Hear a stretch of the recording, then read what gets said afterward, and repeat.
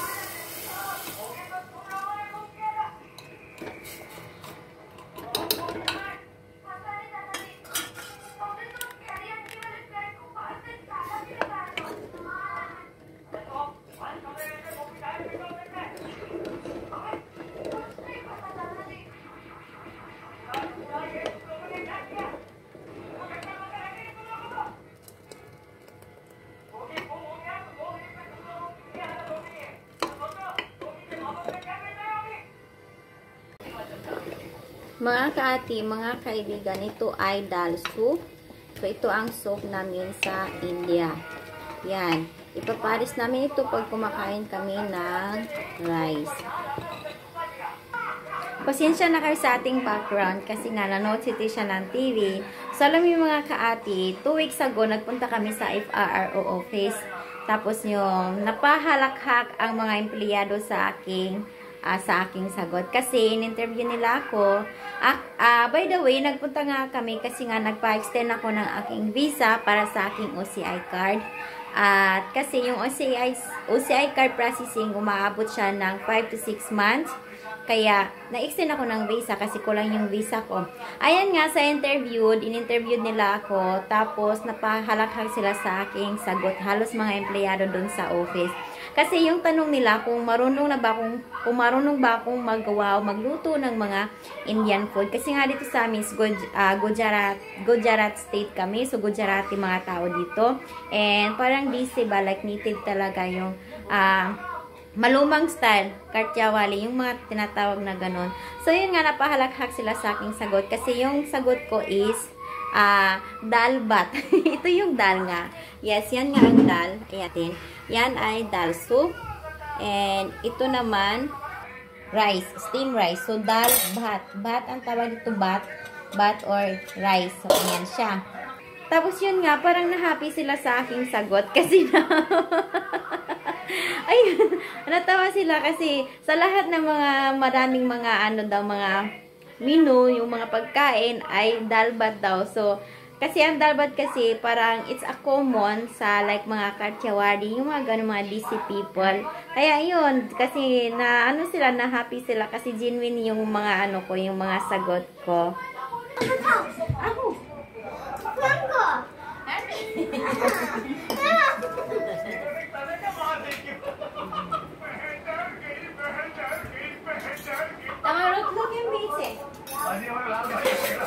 And lama rice. Rice is like. Ay, tapon na na. Mana kabar kasi. Ay!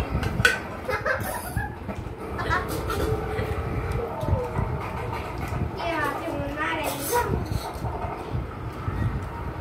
Kamchi ba? Ay, hindi kamchi. Maning kabe.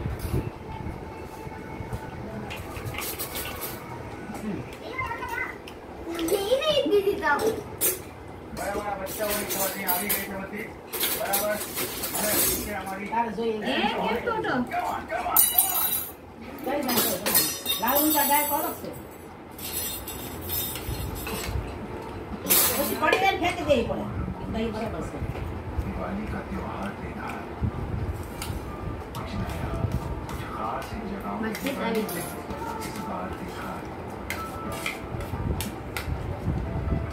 Diwali के पूरी दिवाली एक अनोखा एहसास दिलाती है जैसे पहाड़ों के सामने दिए की जाओ जाओ मशालों की रोशनी और नाटी के धुएं के बीच ગમે ને જાણે તડકાનું નહીં કરવાનું સવારમાં એનું નીકળવું પડે Yan, tingnan mo. જ્યાં ગમે ને જવું ગમે આગું આગું જવાનું થાય એટલે સવારમાં નીકળવું પડે नजीक मांगवा दिलों की दिवाली विश्वास का दीप जलाती है गोवा के समंदर की विशाल लहरें एक अनोखी कहानी सुनाती है तेज हवाओं के बीच अच्छाई की एक नाव झिलमिलाती है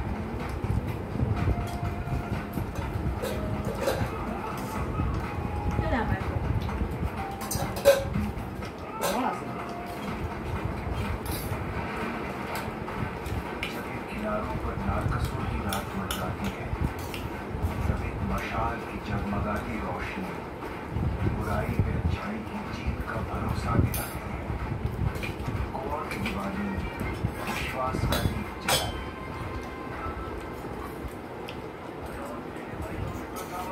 वही राजस्थान में कठपुतलियां जब घर वापसी की कहानी सुनाती है बेटे के लौटने की खुशी माई के चेहरे पर एक मुस्कान ले आती है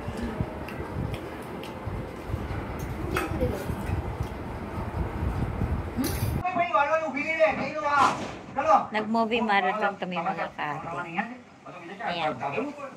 Ayan.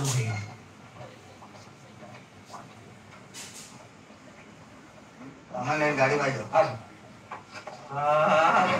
आई गया बाप ना Good evening mga kaati, mga kaibigan. So, i-share ko lang kasi marami kasi nagtatanong sa akin through text or mga messages na hindi ko pa nasasagot. Kasi palagi nila akong tinatanong kung sa mga video ko kasi hindi nyo like it's rarely na makikita nyo ang aking asawa sa aking video or nagsasalita siya sa aking video.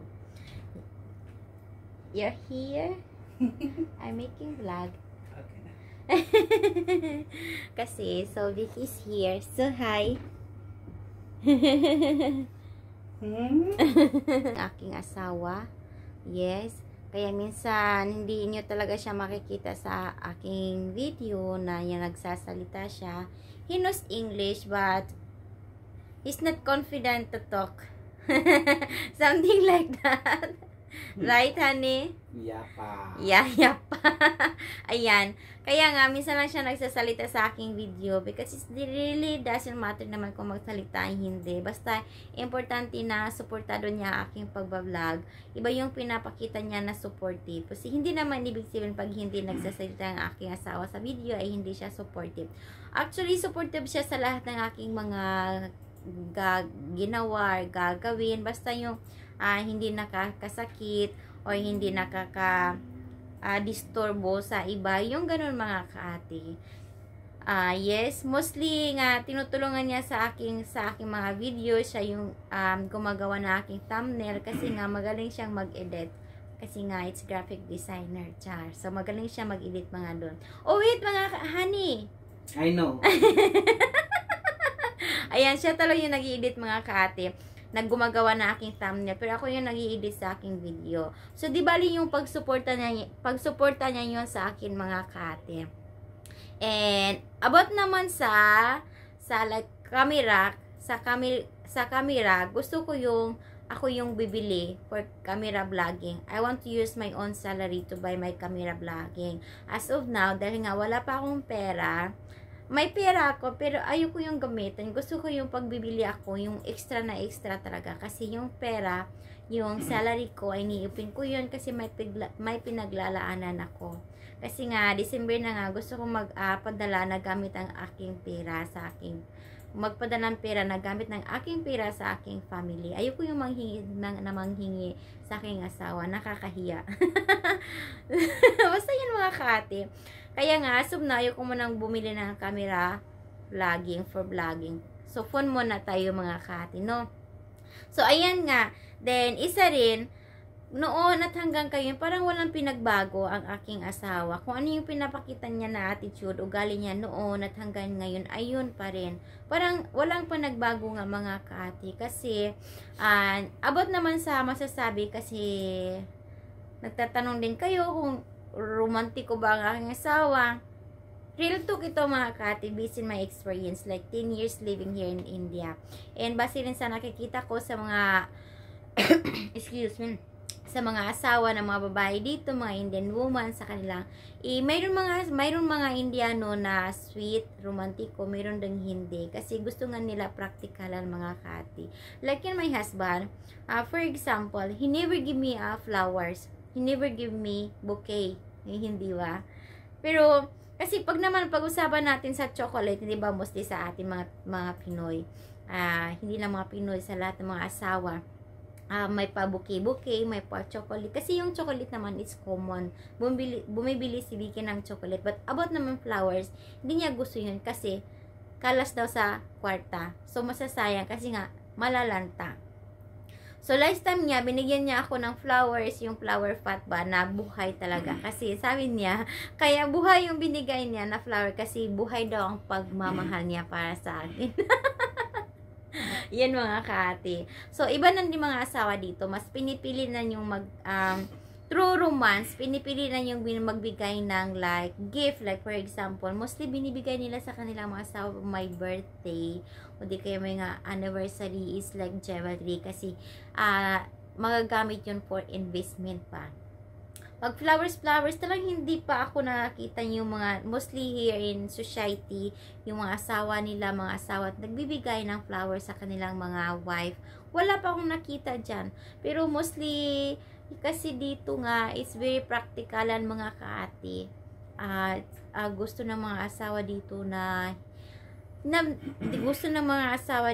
hindi nagsasayang ng pera. Kung magsayang ka man, kung may bilhin ka, bilhin mo yung may pakikinabangan ba, magagamit in future, like nga jewelries, yung mga ganun. Mostly sila, obsessed sila dito sa mga jewelries. Kaya, yun, para na din sa asawa ko. Like, yes, sabi nga, hindi niya ako nabigyan ng flowers, pero through na ipapakita niya sa akin yung romantiko siya, through like gift. Yes, last year in anniversary, binigyan niya ako ng gift, which is jewelries. Yun, kasi sabi ng asawa ko, hindi sabihin pag hindi kami sila mga asawa, mga Indiano, hindi nagbibigay ng mga flowers sa kanilang asawa, hindi romantiko. Hindi, iba yung pinapakita na romance sa kanilang asawa, iba yung pinapakita ng mga Indian husband dito na unconditional love baga sa kanilang mga wife, iba mga kaati. Basta ganun sila mga kaati. Pero kung mag-asawa, kung gusto niyo talaga mag-asawa ng Indiano, may ano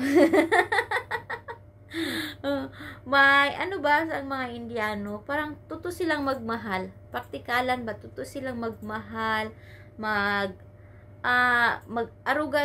mag-aruga sa kanilang asawa. Parang pinapakita nila na queen ang kanilang mga asawa. Yung ganun mga kaati, talang hindi ka magsisisi pag ikaw ay mag-Indiano. Through my experience lang ha dito sa asawa ko, or mga nakikita ko dito, mga friends ko, yung mga colleagues ko sa work, mga co-teacher, yung mga ganun. Hindi mga mga romance, romantiko ang kanilang asawa, pero iba yung pinapakita na romance ng kanilang mga asawa.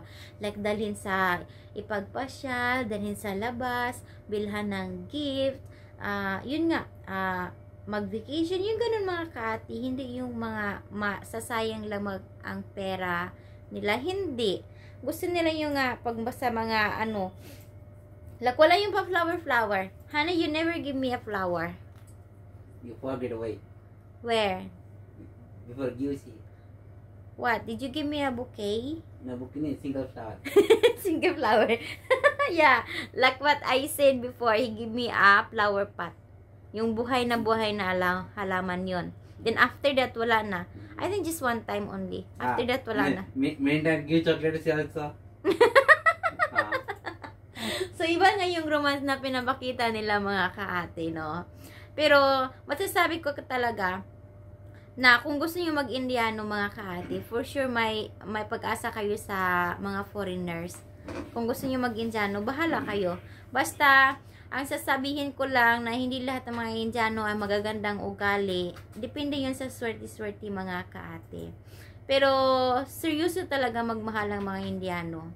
Grabe sila kung magmahal talaga mga kaate. Pati ang asawa ko. At higit sa lahat ito rin. Kasi not all Indian na umiinom or nagsisigarilyo.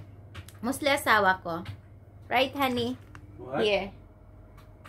What? Like, he don't drink like alcohols or he never tried alcohols. Isa sa maganda na nagustuhan ko talaga sa aking asawa. Kasi wala siyang bisyo mga kaibigan. Ako lang ang kaniyang bisyo. Yes, that's true mga kaate. One time nga. Pero honey, did you try already like beers? Never. Never. No.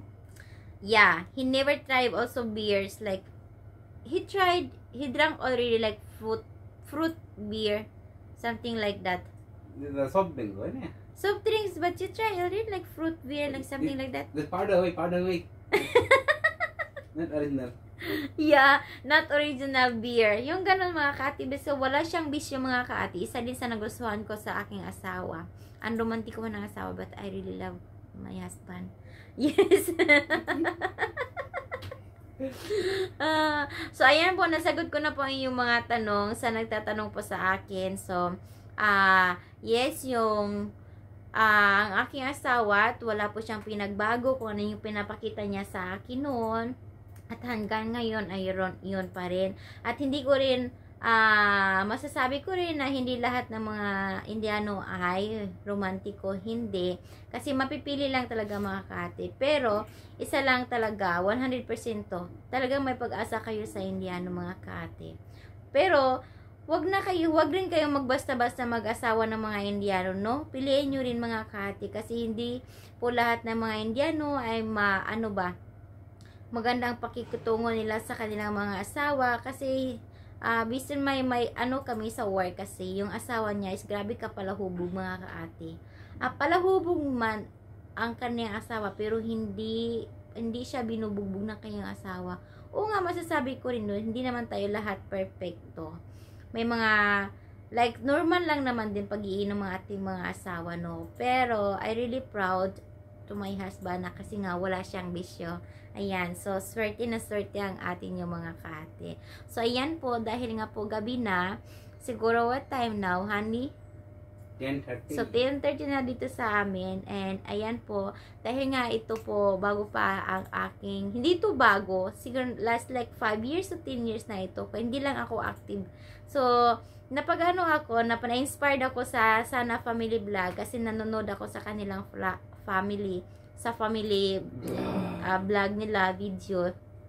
Nanood ko yun na tayong mga Indiano ay huwag tayong kahit dito lang tayo sa bahay, huwag tayong maghiya daw mag-vlogging, pakapalan natin ang aking mukha. Tarang mahihayin ako mga kaate maghumarap sa camera. Kaya nakikita niyo mismo, like sometimes nabubulol ako kasi nga nahihiya rin ako humarap sa camera. So sabi nga ni ni Sana Family Vlog, no, na-inspire ako sa kanyang video. Kaya huwag lang tayong dito sa bahay, mga Filipina, dapat may through like YouTube, kumikita din tayo, yung ganun. Kaya yan, pinakapalan ko ng aking mukha mga kati. Kaya yan po, please support my channel and don't forget to subscribe, share, and comment na rin po kayo mga kati. Ayan po, thank you for watching.